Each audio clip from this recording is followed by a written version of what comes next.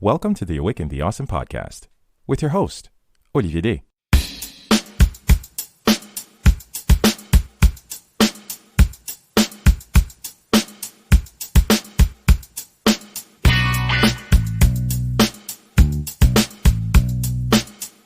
This is Awaken the Awesome, a podcast where we acknowledge that we are all in this together.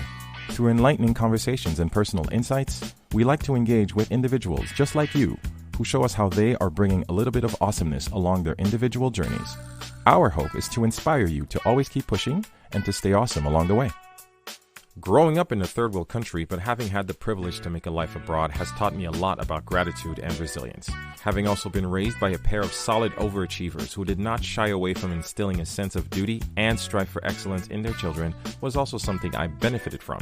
These are but a few of the elements that resonated with me as I took the time to read up on my next guest and her incredible achievements. While it is true that circumstances such as financial resources, cultural background, family upbringing all play a significant part in one's journey, I truly believe that the power of the mind and the choice to elevate oneself beyond these challenges remains the deciding factor between success and complacency. From the slums of Lagos, Nigeria, to brokering million-dollar deals for global telecom giants, Jane Egerton-Idehen is most definitely an accurate description of a storybook rags to riches story. A telecommunication executive with over 17 years of experience in the Nigerian, Liberian, and Ghanaian telecommunications markets, she holds an engineering degree from the University of Nigeria and an MBA from the Warwick Business School in the UK, as well as an executive education from both Harvard Business School and Yale School of Management. She is also the author of the powerful new book, Be Fearless, Give Yourself Permission to Be You, where Jane draws from her emotional journey to talk about women for women, as well as the men who love, nurture, support, and work with them, whether both at home as well as the office.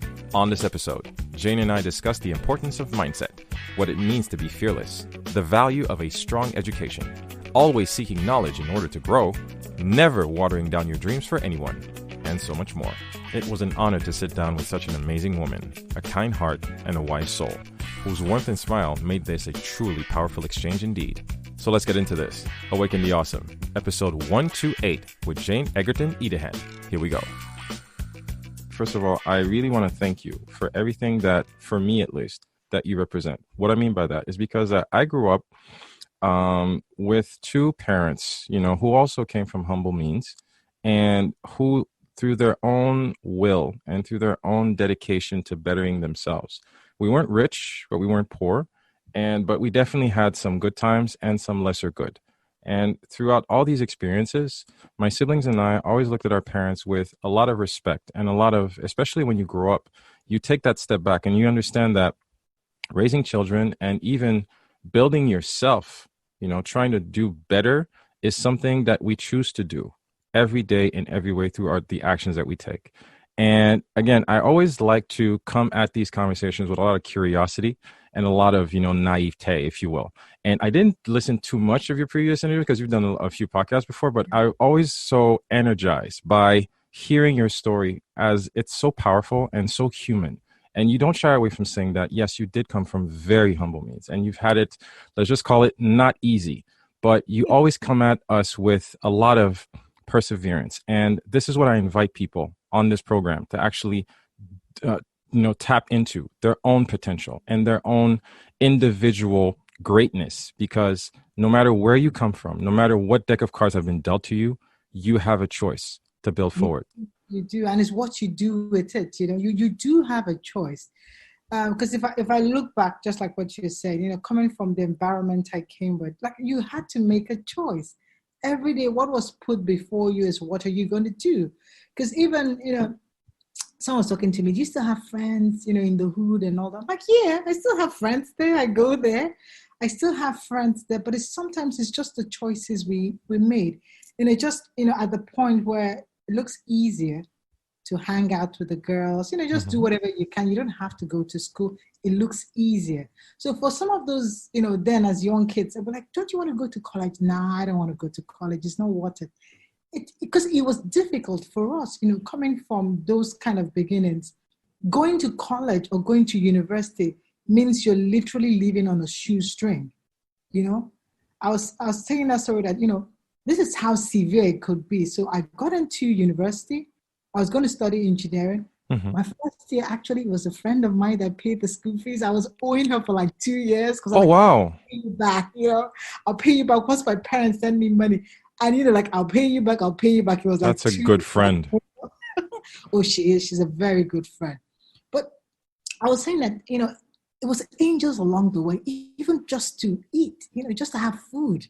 I used to think of days where I would wait for the fancy girls to go to the bathroom and shower because I knew when they drop their soap, they don't pick it. They feel, oh, it's got germs on it. And I will go next because I will be able to use that No soap. kidding. Because that's how it was for me. My fourth year, it was so severe because this was me. I was an A student. Mm-hmm. So really determined and focused that if there's anything I'm going to get from this whole experience, I want to get good grades. No matter how bad it is, I want to come out of this experience with good grades. But some days it could be very tough. It was my fourth year. Engineering was 5 years. Mm-hmm. So this is my fourth year, penultimate. I was almost there. And one of those days, I've just had it. I literally had it probably, I guess, I probably was indebted to a lot of people. So everybody's like, when are you going to pay me? Girl, when are we going to? Then probably I hadn't eaten for a couple of days because that could get you depressed as well. So you don't concentrate. Obviously. But I was really down and I sat down and I wrote a note to my sister. She was also in another university. And I told her, by the time you get this note, I might have left the school. I don't think I can do this anymore. I think I've had enough. I can't cope. It's so difficult. I can't eat. I can't feed. I can't even get books. It was really difficult. You know how things will happen. Just your low times. Probably a friend bought me dinner. Then I smiled. Then I, cheered up. I probably went to fellowship the next day, like trusting God is going to do this. You're back to your, motivating yourself. Let's keep going. And my sister showed up after 3 days, really crying. She's like, "I'm so glad I met you. I thought you would have left." I'm like, Wow. No, that was just one of those low moments. So just back to what you said about perseverance. Perseverance doesn't mean you wouldn't have tough days. Don't go thinking you're becoming all strong every day and each day. Is realize and even in your moment of weakness, acknowledge it and just tell yourself you got to go on. It's still got to push forward. I hear this so often because a lot of people think, unfortunately, at fault, that the fact that you're persevering and the fact that you're courageous and the fact that you want to push forward and you want to call it the grind means that you're not going to have any moments of weaknesses. I'm sorry, you will. There are moments you're going to doubt yourself. There are moments that you will definitely sit there, as you said, you know what, I'm tired. I'm fed up. I can't do this. And thankfully, as you put in the great example, you have people in either yourself or so you have to find that fire. You need angels around the way. But what does that say? Because you said it yourself. You acknowledged this moment of frailty, but you didn't let it, diminish the mission. You didn't let it blind you from the fact that, okay, let's pick ourselves up. And how do we keep going? Because a lot of people hit that wall and you know what? They let go of the wheel and I'm done. How do we keep going? I think you could find inspiration in the little things. Like I said, probably a friend bought me dinner. And just that gratitude that, someone at this moment of weakness even acknowledges that, okay, girl, you need a break. Come have dinner. That is a ray of light. And you take it and you keep going. You wouldn't always have it the way you want. I would have loved that my education was funded and I got funds from my parents or, I don't know, some rich uncle. It was never that. I hoped and I dreamt, but that wasn't the case. I just had people that just give me a little bit of light and I just cling on to it. So just things like gratitude, very important, no matter how small. You don't always get it the way you want, but take it. It's a journey. You're going on that journey. If I look back now, and I tell this to younger people when they come to me, I can't do this, I want to give up. I tell them these stories. I'm like, this is me today. Do you think feeding would ever be an issue for me? I don't think so. Not just for me, even for those around me, those I would seek to help. So you have to keep going. You don't let those things take away the focus. Look for ways of life. There will be people, like I said, show gratitude when you get them. Take them and just keep moving. What I've learned is to take baby steps. Sometimes people think, you have to do something big, courageous, everything turned around. I don't think that moment in time, somebody paid all my debts. No, it didn't work that way. But you take baby steps. Once you get that way of life, you got fed, now you're happy. You tell yourself, okay, instead of feeling depressed about this, maybe I should try confronting it one debtor at a time. I would go and explain, I don't have money right now. Can you give me some time?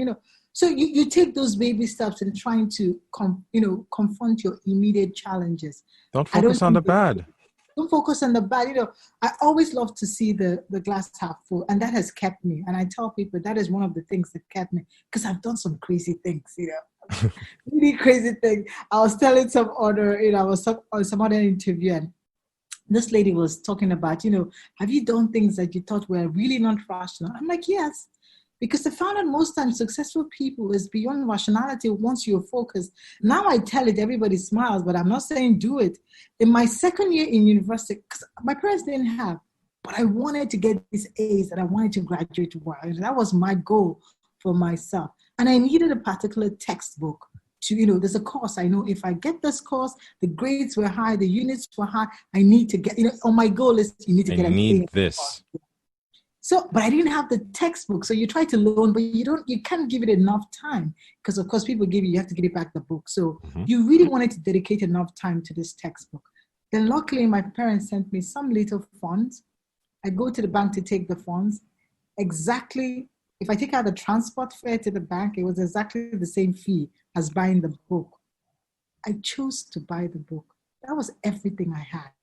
So it was mixed emotions. I was happy, I've got the book. But I was sad that I wouldn't be fed for the next, I don't know. Wow.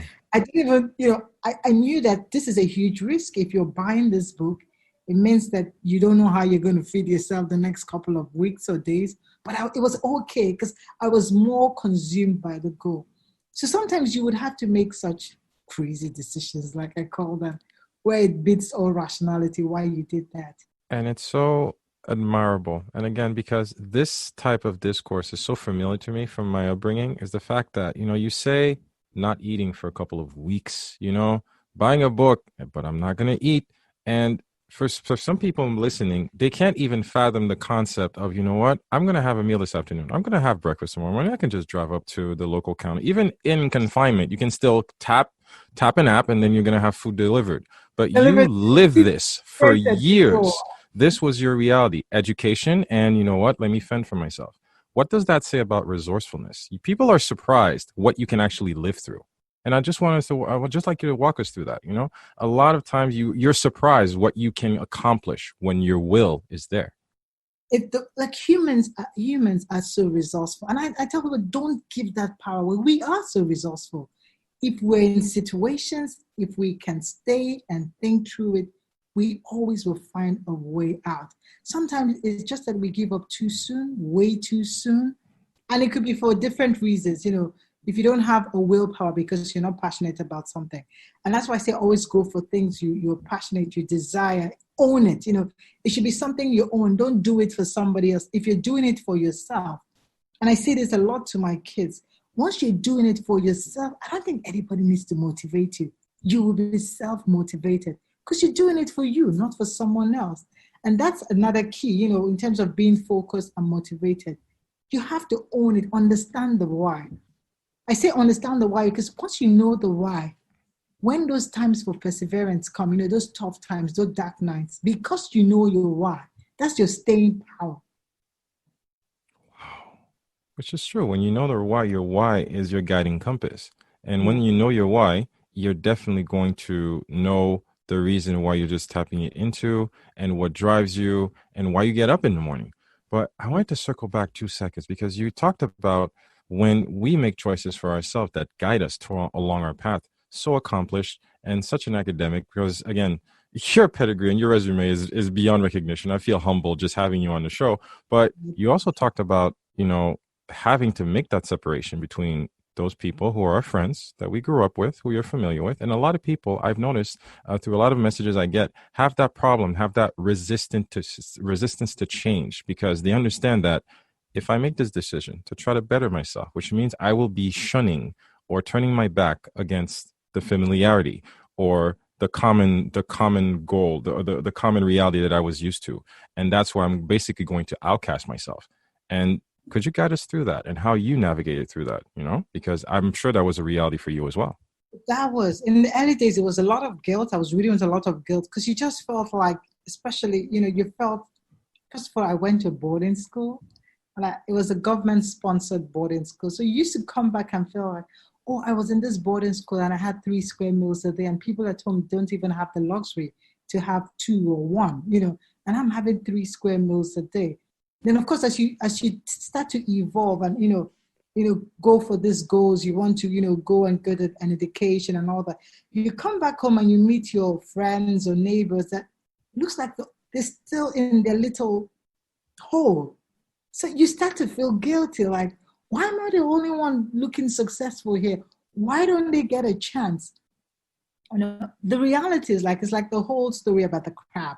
Mm-hmm. You put all the crabs in a little bowl and they're all trying to get out. But because they're all trying to get out, it's like a vicious circle. They all pull themselves down. Sometimes to get out, you would have to do things that most people in those situations didn't do to get out.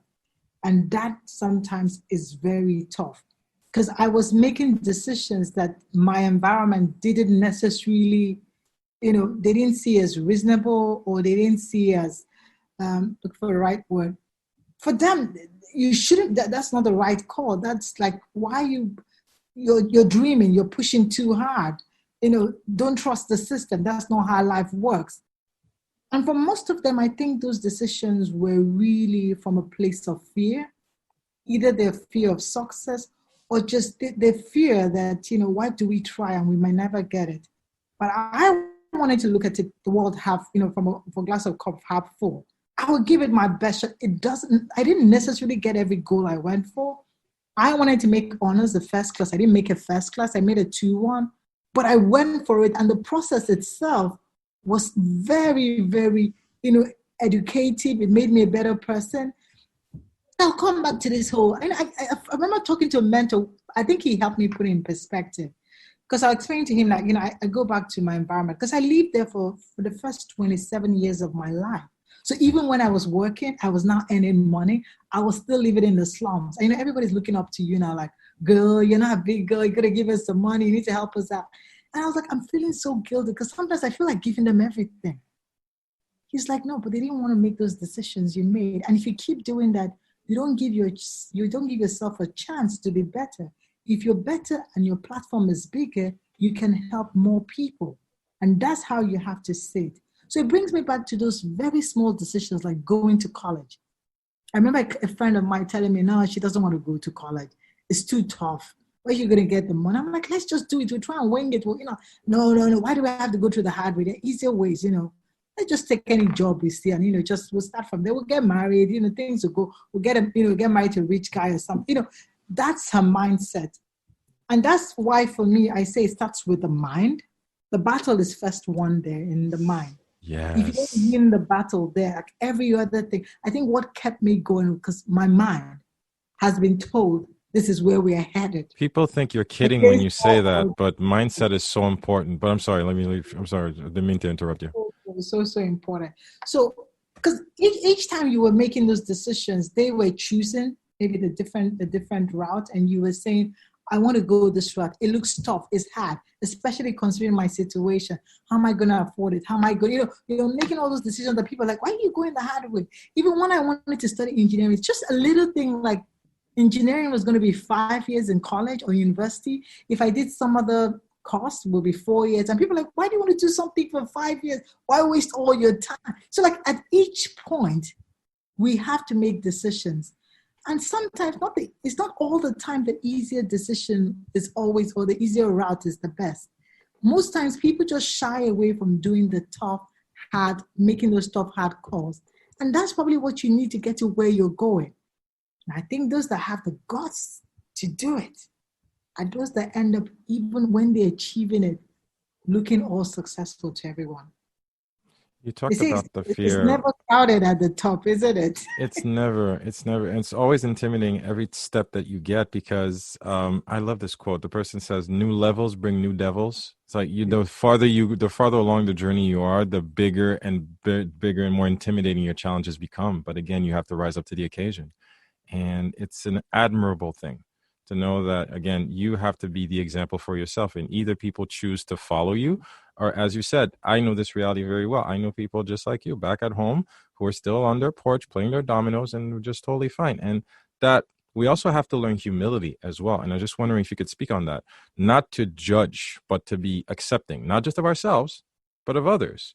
And I was wondering if you can help us with that in regards to, okay, why, as you said, why don't they want better for themselves? Like, come on, why don't they want to learn? Why don't they want to make the sacrifices? Why don't they want to put in the time? Why? I struggle with that a lot. Sometimes I can't stand people just wallowing in self-pity. I have that problem. All this opportunity and you chose to go the other way. Well, like you said, we need to show compassion and sometimes empathy, because like we said, you have been able to win the battle at the mind level. It doesn't mean they're probably going through their own journey, and everybody has their own time for a wake-up call. You probably were able to, get that wake-up call at a young age, go for that and, walk on your mind. And they probably are still processing and going through it. So sometimes I love to see it from that angle so that you don't get to judge. You show empathy, because it's so easy to say, we were both in school together. You chose to go that route. I remember ninths we spoke about this and you didn't want to do it. You're like, no, it's too hard. It's too tough. I'm not doing it. But then you show empathy because we're all at a different place and we're all growing. I believe we're all growing. And we decide, there's a little quote I always tell. I tell people that once the student is ready, the teacher appears. You have to want it. You have to want it.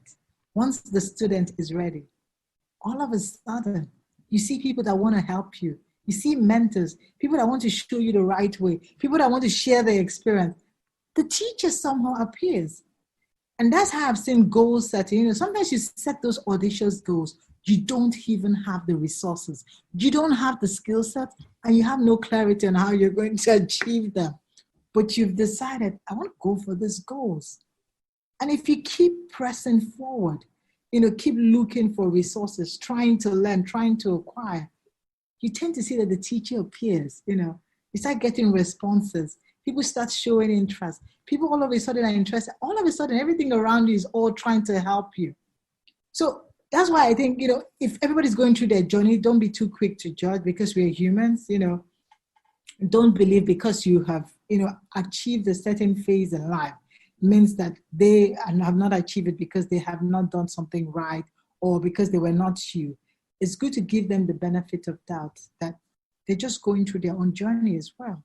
And once they arrive, once they decide, they will take their journey in the path they choose to. And I was wondering if, I don't know, just as you were talking, my question is actually twofold, because you're a parent, and just hearing you talk, and again, I'm sitting with my mother, and my sister was always the brainiac of my three siblings, and I struggled a lot more than my sister did. And there was always that comparison. As a parent, you want your kids to excel. You want your kids, especially coming from a third world country, you want to give them all the resources that you can. But I'll admit, I was not the most fun of students. I was not the most fun of teenagers, and I rebelled a lot. I only came into my own, sorry, Mom, a lot later, but my sister was always the most accomplished one. But from yourself, someone as accomplished as you, and how do we bring this curiosity and this appetite, first of all, for knowledge, and just not putting too much pressure on our kids? And I was wondering if you could help us with that, because I have a daughter, she's 7, and sometimes I have to hold myself not to be as very ferocious and to let her breathe, and I'm having struggles with that. But not just for the parents, but how do we help them? You can see all the things, all the possibilities. I'll say for one is I think people learn a lot from examples. I will say that about my dad. So as a young Jane, I don't think I was the most brilliant in the class. It's like I've always been the one that is not even noticed, because it was almost like she's just insignificant. She's not there. She's just average. She's just okay. But my passion to read, I think I got that from my dad, because I used to see him read a lot. So for parents, I'll say, yes, of course it's good to tell the kids, it's good to be anxious, but don't be too. I think whenever you show the examples, they're learning from you. Subconsciously, that's what, because my father would just stay up late reading. He read everything and anything. So you just want to, if you admire someone, you want to be like them, isn't it? So I also wanted to read like him. I didn't go initially all driven, like I want to read, I want to make like an A. That was not how it started. It just started with your dad reads, okay, I'll read. He's reading. What did he read next? And it's in that way you start to imbibe habits that are really good for you. So those good habits, I just imbibe them. It didn't start with the dream or the ambition or the goal. It started with just acquiring those good habits. So when the goal came, I could use those habits. They became two to achieve the goal. So I said that is very key. I say that because like my son, like when he was 4, I said like, don't drink from the bottle, when he's trying to drink from the bottle. You have to put it in a glass and you drink from the glass. Then one of those days I came back late from work. I was really tired. I just grabbed the bottle and I started drinking. He came to me like, Mom, don't drink from the bottle. So set good examples. And if you can't do it, then don't force it on them. You have to first work on yourself. They tend to imbibe it. They see it happening. They see your struggles. They see your journey and they're taking it on.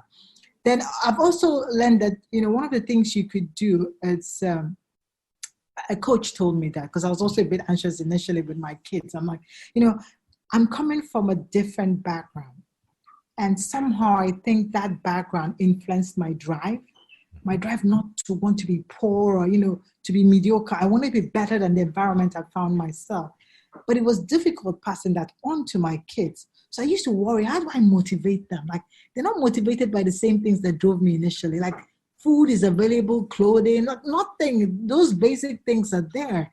So that doesn't drive them to want more. And this coach was telling me that you need to create an environment for the kids and observe. That's why it's important to be present. Because when you observe, they're always speaking to you. You can tend to see, oh no, this is how he learns. This is how he prefers to absorb knowledge. This is what my child seems to have a passion for. And I say that a lot because my daughter, for my son, I try to, because he was my first, so we're all trying to figure it out.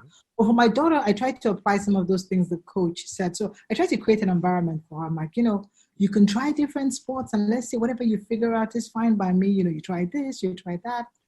I found out once that she was like always flipping around the house. Like she was flipping here, flipping there. And one day she told me like, Mom, the coach says you have to pay like $100. I'm like, $100 for what? I didn't sign up for anything. Oh no, the coach says adults must come. She was about 7. I'm like, adults for what? Which coach? So I showed up in the school thinking there's a misunderstanding. And the coach is like, oh, your daughter, by the way, is attending gymnastics classes and she's very good. She's been attending for weeks and you owe us $100. Wow. One part of me wanted to be like, how can you sign up for gymnastics without me? Then another part is like, Jane, you've been observing, listen, she's doing this even without you. Most things I had to take her there. We'll set goals together. I'm keeping an eye. I'm like, no, we can do this. We can do this. Can I get these tools? This she was doing for herself. Wow. She signed up herself to get seriously, even signed up for a competition, which I found out. And I'm like, that's what I want. I want you to do things for yourself. Okay, I see you. I see you. So that's some things you have to really learn when it comes to kids is that you need to put them in environments and you observe. I think that's part of the learning process. Don't be too eager to want to teach and teach and teach. Okay. Because you're trying to learn them and they're trying to show themselves to you. I think that's what I'm doing. I think I admit, and I have no problem being vulnerable, is that I expect so much from them because I expect so much was expected of me and I expect so much from myself. So I have a tendency, obviously, to do what I know. And, taking a step back, I'm talking to, someone with experience. And you know what? Effectively, I'm thinking that, I need to allow them to be themselves. I challenge them a lot. Sometimes I invite them to challenge me, whether through discourse or anything. But yeah, you're right. I should just learn them. What you say is that once you challenge them to be themselves, you're speaking to them in their language because, you're knowing who they are and using that. The fact that I know she likes gymnastics, that becomes a tool. I'm like, sometimes even just to explain a little problem, like just like you do it in gymnastics, you do this. So that's what I'm asking you. Can we do it this way? And she gets it because you're using, you're challenging them by using who they are to put a mirror and say, this is what I think we could do. There So you go. that's so powerful in trying to really understand them and challenge them. So, so powerful. There you go. And I really love the fact that you opened up about someone as accomplished as you. And, you brought up the fact that through mentors and coaching, so you're always about building yourself and learning better and doing better and even learning more. Because at some point, even when people tell you, why are you dreaming so big? Why are you dreaming so big? And a lot of people say, aren't you accomplished enough? But I as I'm get that. hearing, it's part of being someone with an elevated mindset. There's always room to grow. And how do you think of the importance of surrounding ourselves with people who know more than I do? You have to understand with people who know more than you. Like, you need a coach and you need a mentor. And how do you recommend people, need basically lean into that? Because a lot of people think like, well, I have my formula figured out. Why would I need a coach? Why would I need a mentor? Well, how do you speak on that? You said a word that I really loved at the beginning. You said you're curious. I think we should desire to be curious as humans, always wanting to learn. I think once you feel like you know it all, you've just shut the door to open yourself to be better. Because you've just told yourself, okay, this is my peak. And that's where I think you should seek mentors or coaches. I always knew about mentoring, but initially I didn't know about coaching. Mm-hmm. Because I felt, you always have to look for people that have gone on that journey and, learn from them, hear from them, just get their wisdom. So I used to do that a lot. If I found people I thought were interested, I'll give them a cold call, like send them an email, or just, drop by and say, hi, I really admire what you did and did and did. And, I would really like to have some coffee with you sometime. I would love to ask some questions. Or just observe them from afar. I consume a lot of content about them. So I get to understand how they went on that journey. But mentoring is informal, most cases. So, if these people have time, how much time can they give you? What parts are they willing to share and all that. But then I think coaching for me first occurred when I first got some massive job promotion. I'd been really aspiring for that role for like 7 years. So now I get it. And I found out that, I don't think I have all the skill set to do this role. Like some parts I was struggling. And I kept asking around, trying to reach mentors and, people didn't have time. Oh, you can talk to me in 3 months. And I think someone mentioned, why don't you look for a coach? These are professional people that can use tools to help you grow as a person because they're looking at you and your learning methods and your personality and how best to evolve with your strengths. I didn't know how to get a coach. All I knew is that, okay, if I needed knowledge, I look for courses or training, formal training I would go for. So I went for formal training in Harvard. And as part of that formal training, there was a coaching exercise. You get coached for 1 hour every day. And I'm like, I can keep this. Why does it have to end? So I told them, why does it have to end? I want you to coach me. Because I found it very valuable. It's a paid service. So the coaches show up anyway for the time agreed. It's not like a mentor that, they're traveling to Japan or they're traveling somewhere else. They don't have time, book a calendar at 3 months. So mentoring is good, but sometimes you need structure for your growth, especially if you have goals you're working on, because the goals don't wait for you, isn't it? You have a time limit to them or there's a timeline.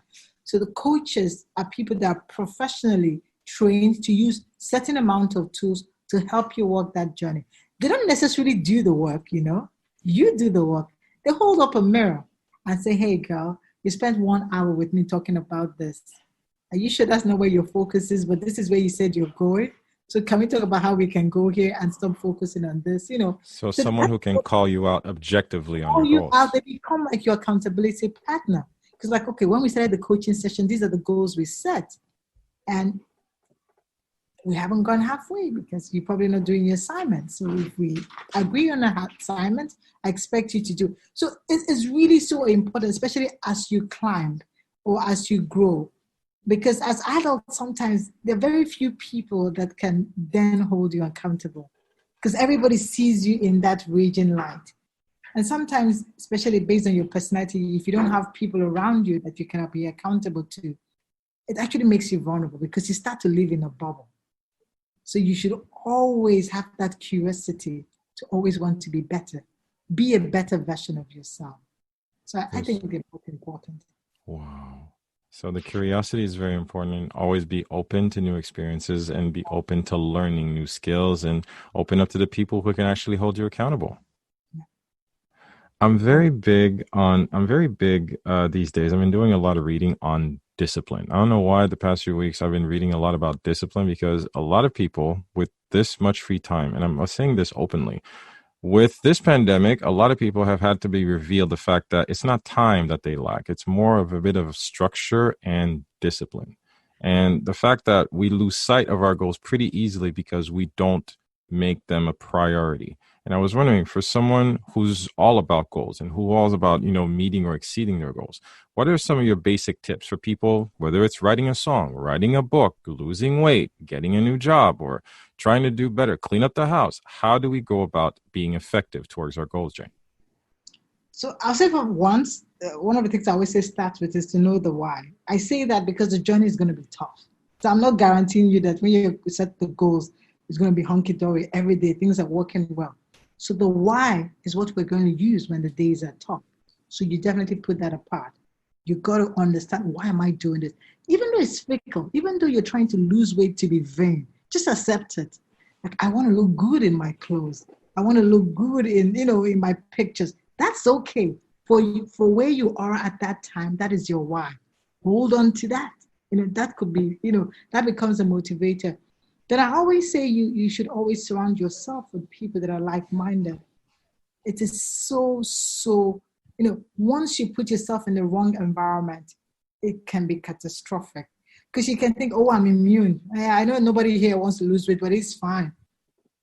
But how can you be trying to lose weight and you're sitting with people that are eating more than you are? It's just a matter of time. You'll be like, oh, you just pass it on. The same thing in everything you do.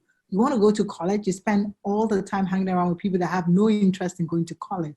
You have to be picky about your environment because you need them. You're going to be learning from them and they'll be learning from you because they will share their own experience. Oh, I did this. Have you tried this? And all those things are rubbing up. That's you getting resources and tools to help you along the way because that becomes like your little accountability circle.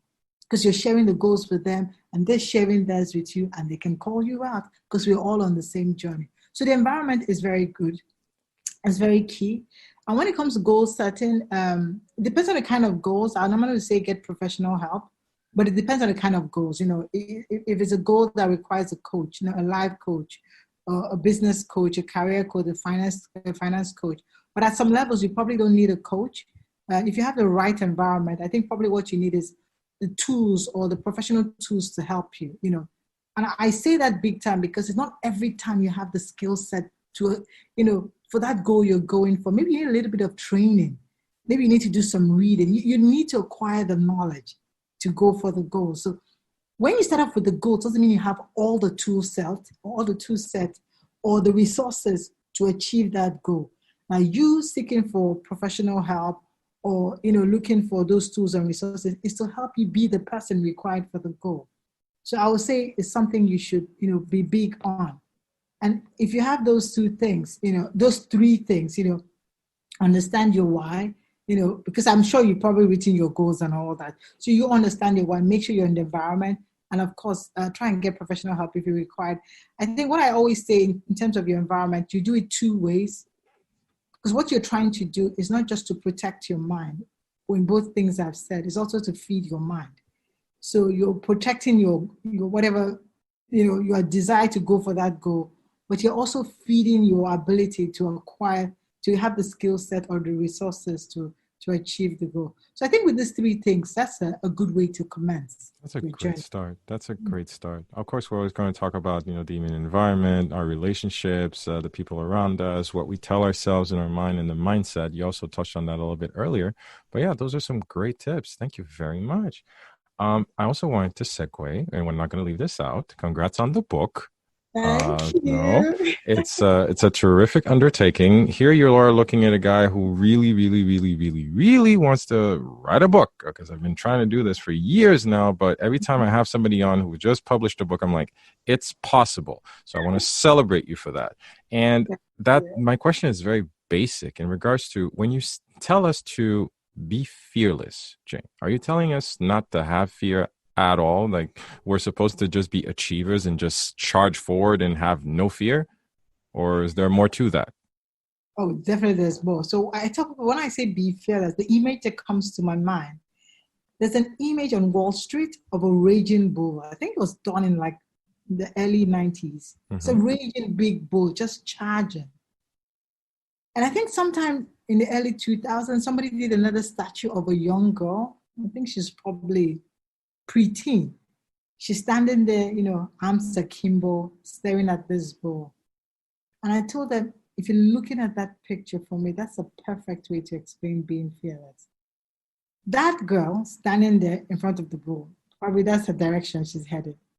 Now, I am very sure if you really check deep down, her heart is pacing and running. Like she's probably, her arms are sweaty. But she chose to stand there because she's like, I'm not going to change my direction. That's the way I'm headed. You better find a way out. And that's how I want to see life. And I tell people to take on big challenges or, things they think are goals that are insurmountable. You're going to be scared. If it doesn't even scare you, maybe it's not big enough. Really, really scared. But what's important? What do you do? Do you run? Do you become passive? Do you decide not to move? What I advise is move. Take the steps. Take the steps scared. Most things I've done in life that are huge milestones for where I am today are things I did really scared.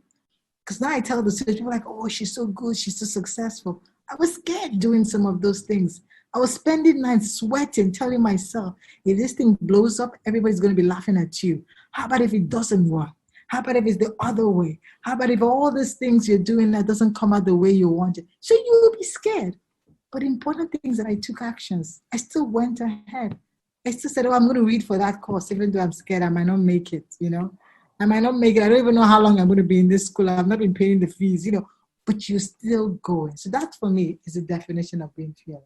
You put in the work. You put in the work. And as you mentioned, standing still is one of the most dire decisions you can make because life goes on whether you want to or not. And what happens?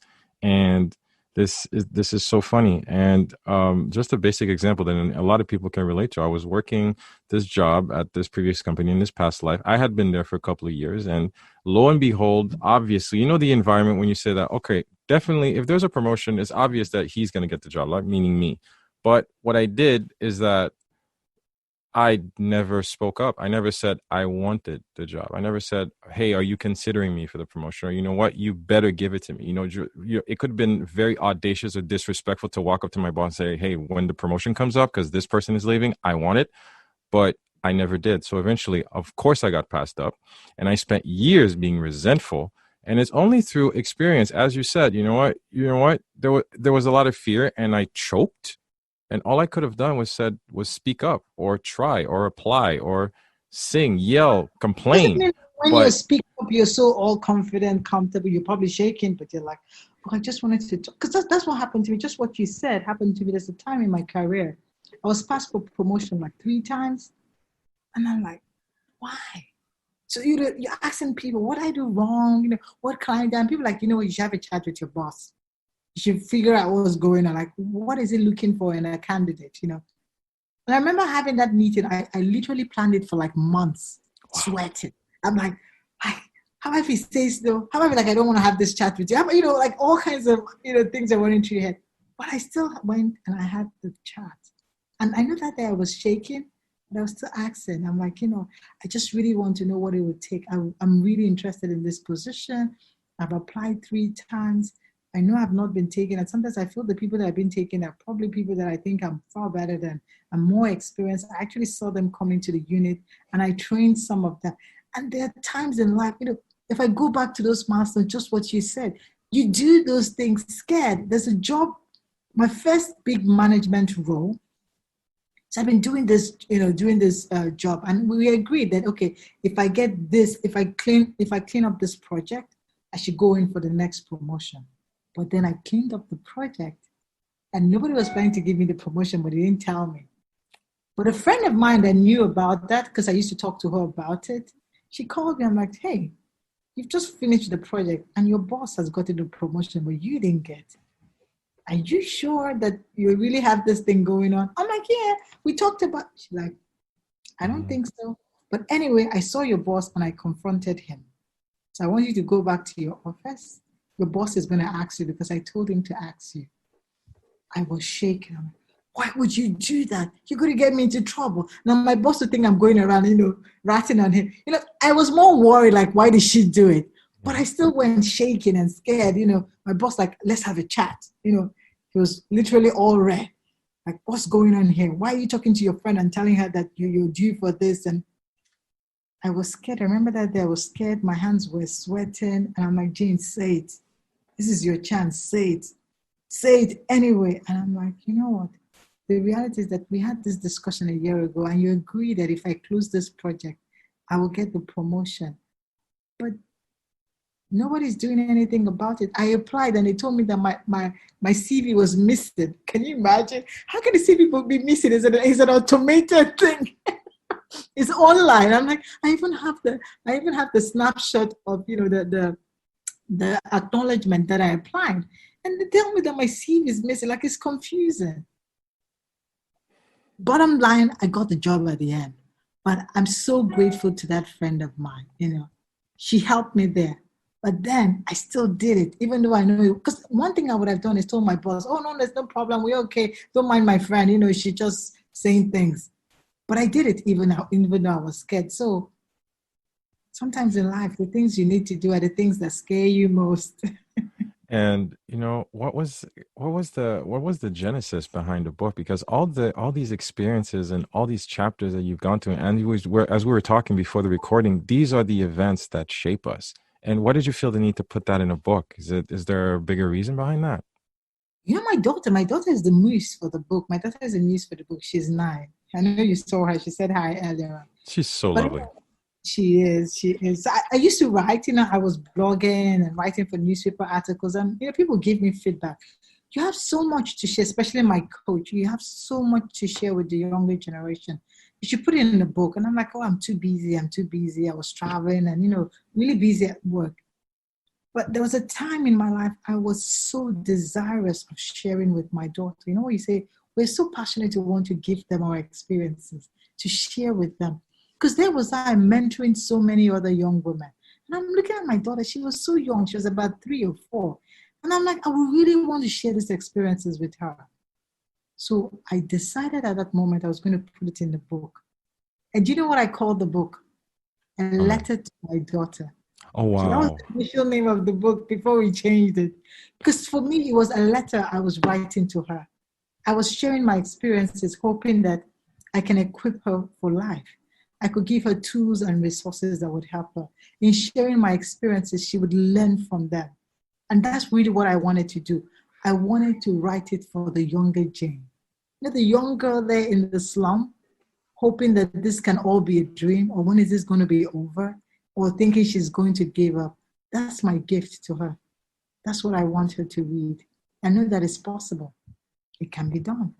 It can be done. And sometimes all we need, and because again, some of us are dealing with worse situations than others and, not so fun, but sometimes all you need is that one person, either close to you or far, who can tell you, you know what, stay the course, stay courageous. You've got this. Keep going, because you never know how much one word, one thought, one gesture can just ignite one person to just keep forging on and doing better. And it's a powerful thing. I resonate with that totally, because even looking down at my daughter, because I'm not raising her as her mother. We have, again, I'm dad, I'm not mom, but sometimes, I'm quite the gentleman who's just going to say, like, I want you to never have to need me. It sounds self-serving, but I come from a background where just like, I want you to be resourceful. I want you to be in the middle of the desert and figure it out.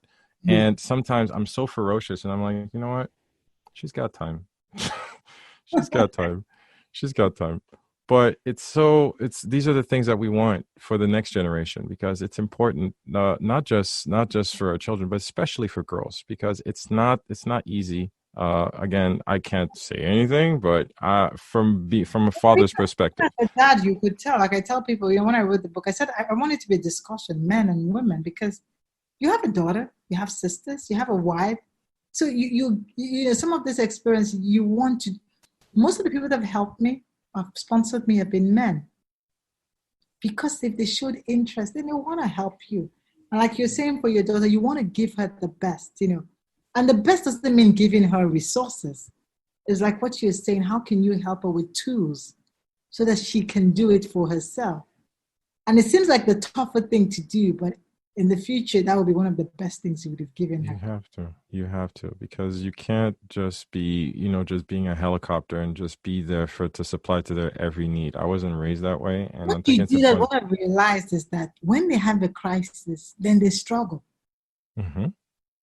Because there's no helicopter and you're not there in the crisis. They don't have the tools to cope. Grit seems to be missing all of a sudden. Resilience, resourcefulness, just something they would have, grown. And just like my daughter, I'll tell you what funny thing that happened. She was trying to get a toast last night, and I think she burnt her fingers because she decided to dip her hands and toast out of the toaster.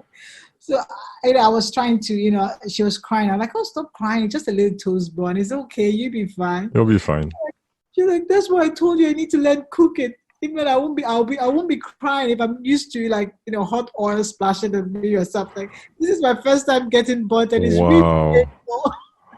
Wow. So what we are doing is creating, the tools they will need on that journey. Because you're not going to be there all through the journey. But you want to reach people that can take that journey. You can't. And I think that this is the best way that we can serve them, is just to give them the tools. And you need to learn. You need to, as basic as it sounds, you need to figure it out. And, for the parents listening, I know it's a scary thing, but the best thing you can do is to take yourself out of the equation and see what are they going to do. And it's a powerful message that you push, because young girls right now need to know that they can, and they are able, and they have it with them, and they have it within us. And that's a powerful message. I know that you share through all the channels I've seen, all the YouTubes and speeches that you've done. It's something that means a lot to you. And, and seriously, when you look down in the past to the young Jane and you see where Jane is now, if you could go back and talk to her, I know it's just a winded question, but what would you tell her? Where she is, in the slums, hiding out and just having big dreams. What would you tell her? I would have told her to worry less. I was so anxious as a kid because, you had this dreams and big goals, but the anxiety of, you don't even know how it's going to happen. So I think I spent more time worrying. I remember myself lying down on the bed, sometimes just worried. And my dad was like, why are you lying down there? You shouldn't be lying there. You should be reading a book. Go get a book and read. Well, because I was telling myself that's the future I want. But how can I get it? The environment around me, everything was saying, no, you can't get it. It's impossible. There were no even people like role models. I remember I was just fortunate that I went to that boarding school. So I got to see people like, oh, my dad is a doctor. My mom, people go to school, go to university, go to college and actually do something. They use education for, use it as an effective tool. I was in an environment where people didn't even trust the system. Everybody wanted to survive. They just wanted, something for the day, and they didn't care. Think about me. It's all about me. How can I survive? And that's it. It's almost like you're asking for too much. And you didn't know how, because they were not like mentors. They're willing to like show you the way. This is how I did it.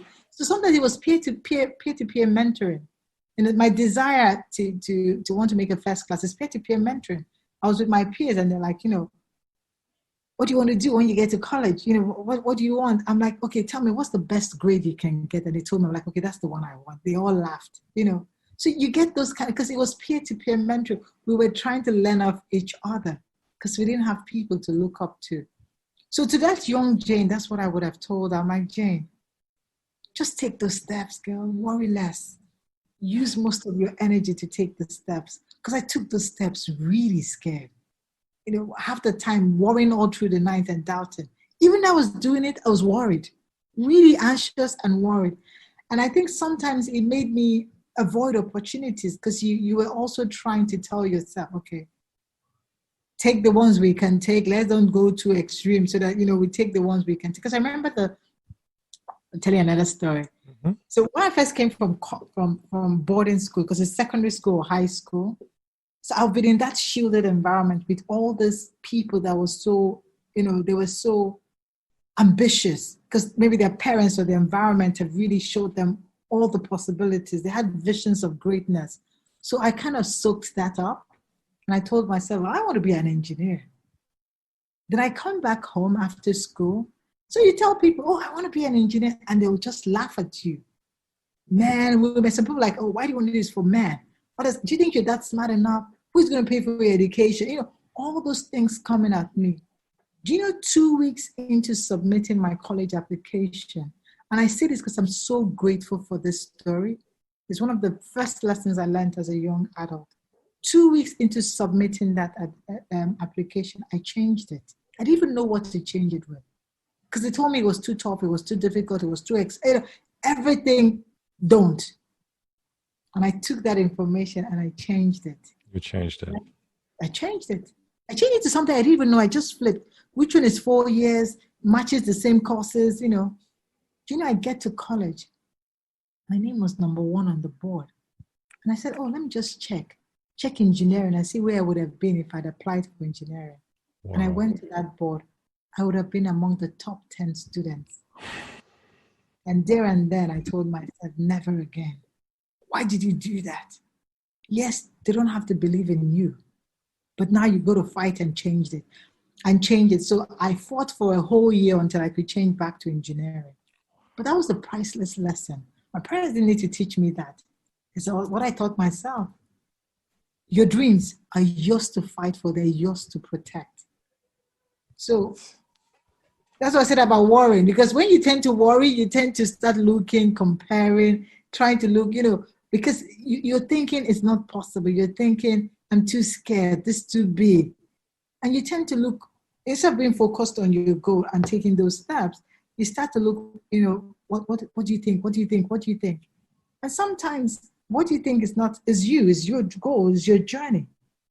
And actually, sometimes what you need for it, you've got it. You don't need to take permission or validation from somebody else. Your dreams are your own. Your dreams are your own. And you're the one who has to put in the time, work, sacrifice, and choice to see them through. And that's what I heard. You were decided and dedicated and focused to apply for that engineering. But at the last second, as often happens, you listen to so much, radio dialogue, so much, as I like to call the noise around. And what happens? And then, you know what? Hey, maybe you're right. Maybe this isn't a good idea. And what happens, you have buyer's remorse. It's like, you know what? I really wanted to go to engineering. And then you're frustrated at them, and you're frustrated mostly at yourself. And this is something that we all go through. We all go through this. And this is why I invite people to always the fact that own up to your own choices. Own up to them. You have nothing to lose by, at least it's a choice that you can live with, good or bad.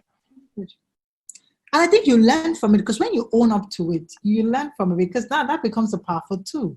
So sometimes when I'm in that kind of situation, what I ask myself, Jane, what do you really want? That's what's more important here now. What do you really want? They probably don't get the picture that you see. And it's okay, because they're looking at their own immediate environment. People are looking at, oh, this is not possible within the environment we live in. But what do you want? Then start to carve that way out. So it became a priceless lesson I learned. And I applied it in other places. So if you own up to, call them challenges, call them mistakes, I believe in failing forward. You can use it. It becomes a resourceful tool you can use along the way. It's a lesson that you pick up and another tool in your arsenal. Yeah. Wow. It will come in handy, I tell you. It will come in handy.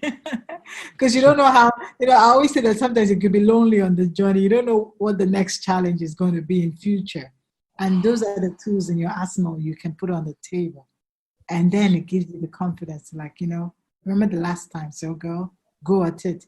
If you're determined and you think it's giving you sleepless nights, that's really what you want to do, then give it your best shot. And reach out into the universe and grab it. Oh my God. This is such powerful energy. It's just that every time I have to come up on top of the hour, it always seems like we could go on for hours on end, but Jane, I can't tell you how sincerely touched I am, first of all, for your amazing and tremendous energy and generosity of time, because time is all that we have. And I want to thank you for sharing this time with us and, and the listeners of the podcast. It's definitely a privilege and a thrill to have you on. And I'm really, really, truly honored for all your wisdom and insight. It's something that, it's definitely about everything that we try to promote on this little program in regards to inviting people to believe in themselves and to write their own story towards greatness.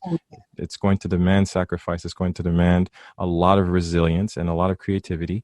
But as long as we reach out to wonderful people like you, it's definitely something that is possible. And I really want to thank you for that.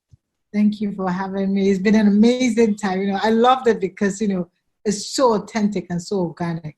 So you share from a place of truth. Comes from the heart. It comes from the heart. Running tradition on the program, as I always like to leave the floor to the guests. First of all, where can the listeners connect with you on the interwebs? Oh yeah, I'm everywhere. I hope to think that I'm everywhere. Not on TikTok, but I'm on LinkedIn, Instagram, Facebook, YouTube as Jane Egerton-Idehen. I actually have a website, janeegerton.com. But you can find me on LinkedIn, Facebook, YouTube, Instagram, and Twitter. Yeah. We'll do that. I'll definitely link up all the web presences on the blog post once it goes live. As the listeners know, I'm very faithful for that. And running tradition, last call. I always like to leave the floor open up to the guests. A kind thought, a quote, an excerpt from the book, anything, just call to action that the listeners can, just take up tomorrow, wake up tomorrow, and a call to action, taking that next step towards the next level. What can we leave them with, Jane? So I would like to leave you a quote, not necessarily in the book, because, by the way, the book is available on Amazon for those that want to get it. It's Be Fearless. Give yourself permission to be you. But what I would like to leave with you, because I think it's so, so important for the times we are, is that you should make the days count. We're going to look back and say, what did we do with these days? It's almost like we're in a crisis. Some people say we're in a pandemic. But what's more important is you. How can you make the days count? So if you have to tell this over again to your kids, to the next generation, you can tell them what happened in those days. So make the days count. Oh, wow. We will count the days. We don't need to count the days. We just need to make the days count. Because again, we might make the mistake of saying another day of pandemic, another day of pandemic. Every day you get to wake up and still get the air to breathe and you have the energy to go.